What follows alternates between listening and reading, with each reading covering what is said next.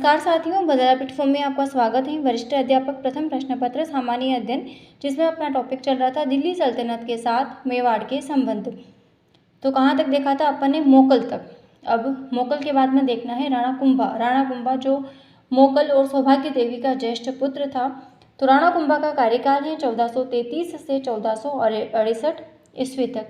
ये मोकल और सौभाग्य देवी का ज्येष्ठ पुत्र था जो 1433 ईस्वी में मेवाड़ का शासक बना था। इस राणा कुंभा की क्या समस्या थी? एक तो पिता के हत्यारों का बदला लेना और रणमल राठौड़ के बढ़ते प्रभाव को समाप्त करना। कुंभा की क्या उपाधियां थी? तो कुंभलगढ़ प्रशस्ति में महाराणा को महाराजाधिराज, राव राय, राणे राय, चाप गुरु, हाल गुरु, दान गुरु, शेल गुरु, परम गुरु, गजपति, अश्वपति, हिंदू सुल्तान, महाराजाधिराज, धीमान, नाटककर्ता राज, नंदिकेश्वर, प्रजापालक, राणो रासो, निशंक, तोरणमल, नव्य भारत, ये सारी जो उपाधियां थी वो राणा कुंभा की थी। अभिनव भट्टाचार्य जो उपाधि हैं वो संगीत के क्षेत्र की थी। कुंभा संगीत प्रेमी होने के कारण कुंभा को वीणा वादन प्रवीणेन कहा जाता है। फिर देखते हैं सारंगपुर का युद्ध कब हुआ था? 1437 ईस्वी में। किस किस के मध्य हुआ सारंगपुर का युद्ध? डायरेक्ट पूछा जाता है। कब हुआ था? ये क्वेश्चंस बना है। मेवाड़ के महाराणा कुंभा और मालवा मांडू के सुल्तान महमूद खिलजी फर्स्ट के मध्य हुआ, जिसमें कुंभा की विजय होती है। मालवा विजय के उपलक्ष्य में कुंभा ने अपने आराध्य देव विष्णु के निमित्त चित्तौड़गढ़ में विजय स्तंभ का निर्माण करवाया 1440 से 1448। विजय स्तंभ के स्थापत्यकार कौन है? जेता, नापा और पूंजा थे।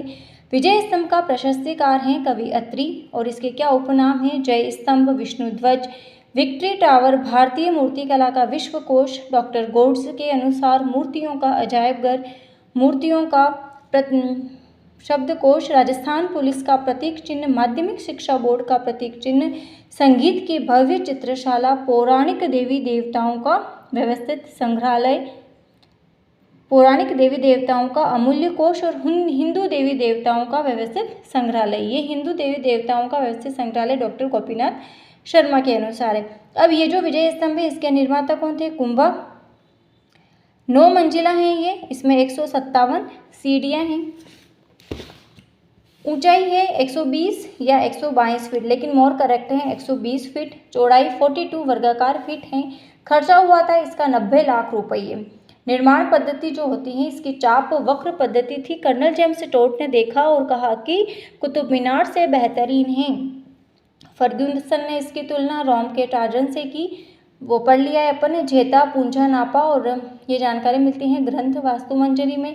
9वीं मंजिल गिरने से टूट गई थी, बिजली कड़की थी, तो 9वीं मंजिल जो थी वो टूट गई, जिसका पुनर्निर्माण करवाया था स्वरूप सिंह ने। तो अपना ये क्वेश्चन बन सकता है कि विजय स्तंभ की 9वीं मंजिल का निर्माण किसने करवाया? स्वरूप सिंह ने।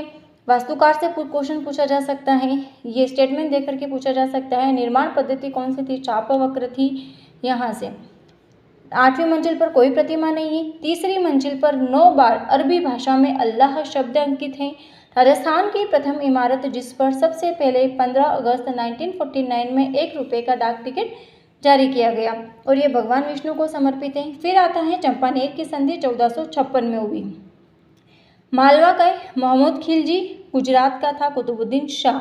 इनके मध्य कुंभा के विरुद्ध हुई थी, लेकिन कुंभा ने इस संधि को विफल कर दिया था। चंपानेर की संधि के परिणाम स्वरूप कुंभा ने बदनौर भीलवाड़ा में कुशाल माता मंदिर का निर्माण करवाया। तो आज अपन ने क्या देखा है? कुंभा के बारे में कुछ छोटी सी जानकारी साझा करी है। कल अपन देखेंगे सांस्कृतिक क्या उपलब्धियां रही थी कुंभा के काल में। तो मिलते हैं कल की क्लास में। तब तक के लिए जय हिंद, जय भारत, जय जय राजस्थान। धन्यवाद।